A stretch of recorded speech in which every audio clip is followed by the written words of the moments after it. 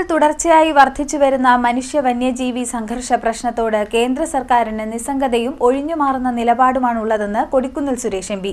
ഈ സമീപനം അത്യന്തം ഗുരുതരമാണെന്നും എം പി പറഞ്ഞു. പാർലമെന്റിൽ നൽകിയ മറുപടിയിലൂടെ തന്നെ ഈ വിഷയത്തിൽ കേന്ദ്ര സർക്കാർ ഉത്തരവാദിത്തത്തിൽ നിന്ന് പൂർണ്ണമായി പിൻവാങ്ങിയിരിക്കുന്നതായി വ്യക്തമായിരിക്കുകയാണെന്നും അദ്ദേഹം പറഞ്ഞു.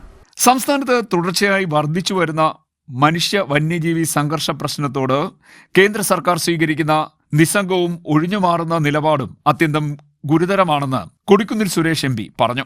പാർലമെന്റിൽ നൽകിയ മറുപടിയിലൂടെ തന്നെ ഈ വിഷയത്തിൽ കേന്ദ്ര സർക്കാർ ഉത്തരവാദിത്തത്തിൽ നിന്നും പൂർണ്ണമായും പിൻവാങ്ങിയിരിക്കുന്നതായി വ്യക്തമായിരിക്കുന്നുവെന്നും എം പി പറഞ്ഞു.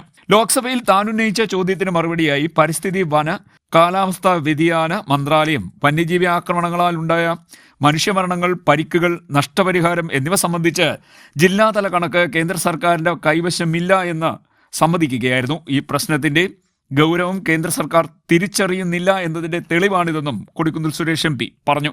CDNet News, Mavelikkara.